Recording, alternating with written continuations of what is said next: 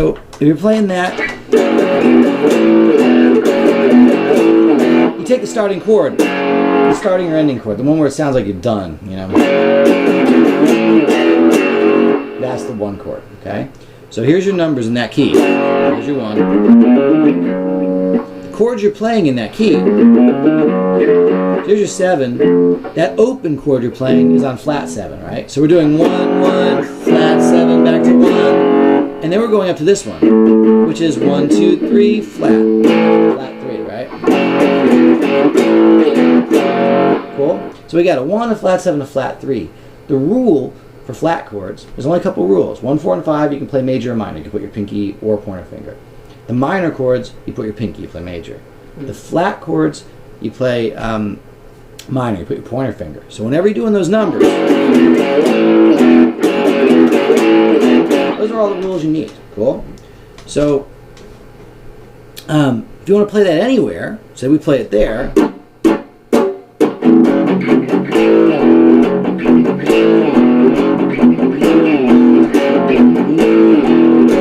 got that going. Switch to a sound. Now I can play this scale with my pointer finger on the keynote.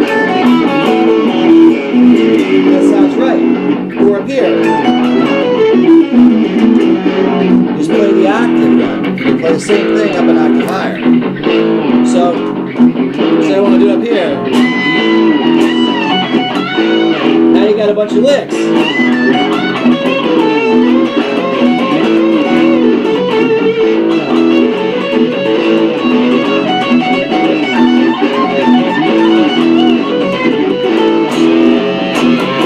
Those are all the same licks I gave you for that last song. It doesn't sound the same over this chord progression because it's a different groove, a different tone, and a different set of chords. So if I play that same lick as before, it's going to sound like this.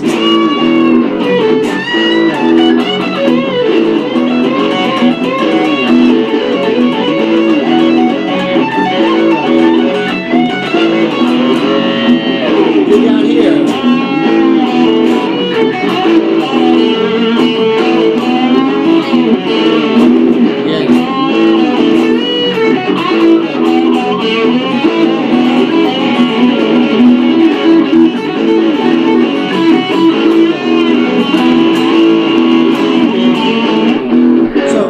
Original key, but usually when you're going to rewrite something like this, you take the chord progression, put it somewhere else, maybe add some more chords to it, like we did with Stairway. We just took the basic chords and we put it in a different key, you know. So say I want to do that, and now I'm going to play it maybe in the key of C. So I'm going to start on C, do those same Roman numerals. Okay, so that's going to give me this.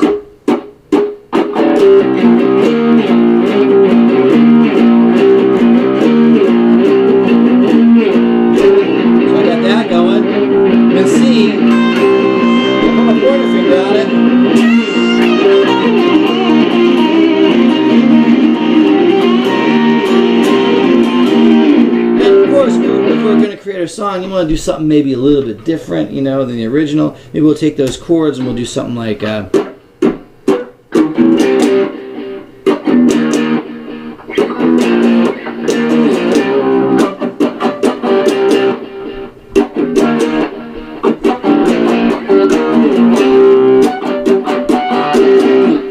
now, use those same chords, use the same scale.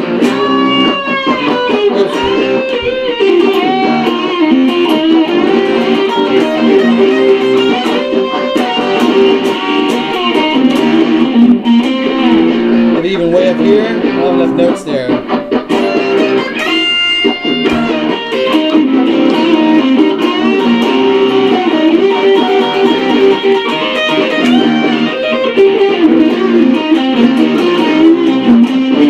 Now look, that's not the same song anymore. It's not all the same song. We took the same chords, changed the rhythm around, changed the sound a little bit. You know what? Maybe we even make that like an acoustic thing now. Like a... Let me make this sound here.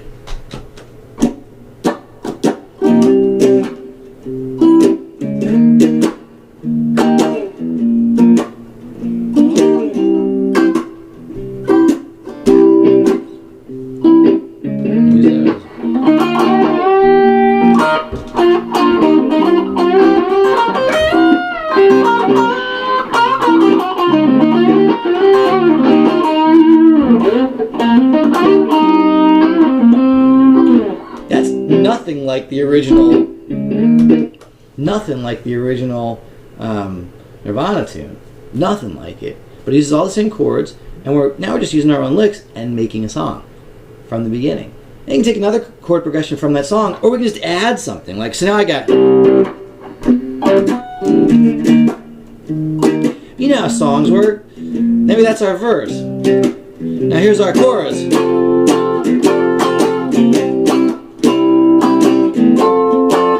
And then 5.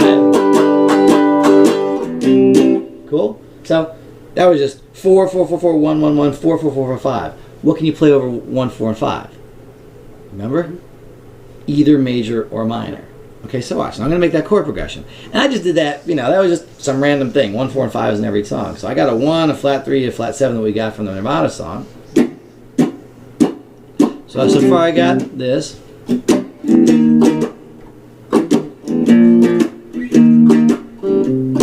We got that thing then. 1, 4. Repeat that. So that's our verse and chorus. Repeat those chords. Now, so look. When it comes to the verse,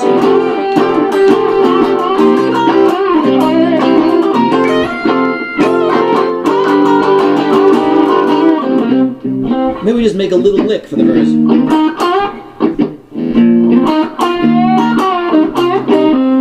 Now, for the chorus.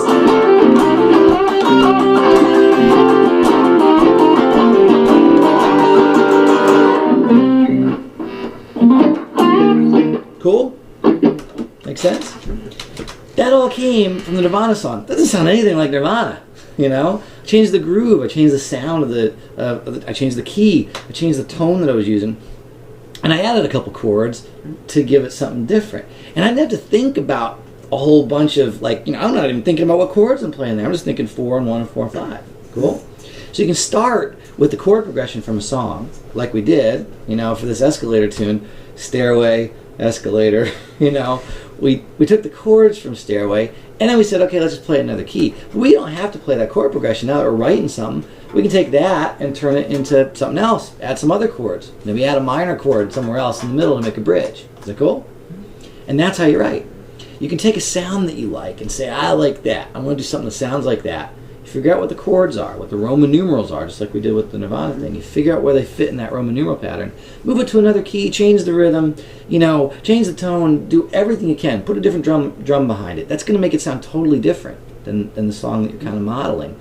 But it gives you a starting point harmonically. And then you can do the right pentatonic scale to come up with licks for that song. And that's it, dude. You can write 5 million songs using that. And since we've done, you know, all this stuff with lyrics, you just start writing some lyrics that fit over a verse. And you know all about song form, right? You know, it's just verse, intro, and then a verse and a chorus, and a verse and a chorus, maybe a bridge with something different, and then another couple choruses at the end. And you got a song. Bang, that's that easy, you know? You don't really have to learn anything else but this, and you've got a complete songwriting kit all based on the chords and the notes that you get from the pentatonic scales. Cool? Okay, so that's why this stuff is so valuable. To get the guitar part of it, you got to be able to play the chords, and you got to be able to play the pentatonic scales. Cool? Easy to do. Just try and take that first thing we did, learn it, watch the video, and actually learn those licks, because it's the licks that give you the ability to play. You know, when I'm sitting down, you give me anything. Here's a random chord progression.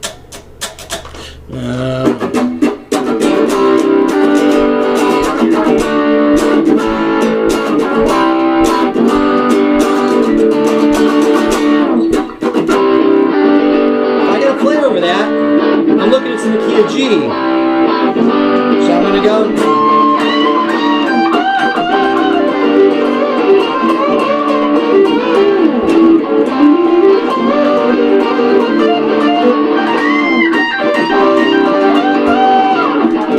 And I'm just playing more of those chord licks. It's not that hard. You can do this stuff in your sleep by the time you do it after 10 songs. It's not hard. You just got to get the fingerings down, the mechanical playing down, so that you can use that pinky when you're bending, and so you can do all those moves, and so you can play all the bar chords. If you can do that, this stuff will come endlessly. It'll just come endlessly, because you can take any song you like. You can use the whole chord progression from a song you like. And that's how you model stuff. You get the general sound by getting the chord progression. And then, you know, the other thing you can do is, look, say I'm playing something in the key of G, right? I'm doing 1, 4, 5. You don't have to play that there. Those chords are G and C and G and D. Maybe I go up to the 6. That's an E minor. Cool? So I can take those chords and play them G, C, G, D, and E minor. Cool? Play them however I want. I can do all these G, you know, G up here, G, D, and E minor. Cool? Anywhere those same chords are. Try 1, 2. So I get.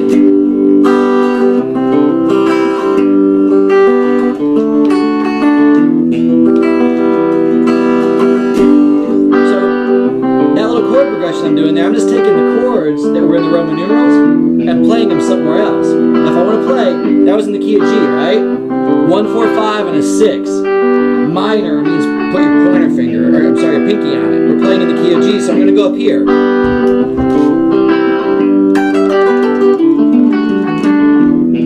if I want to play something along with that.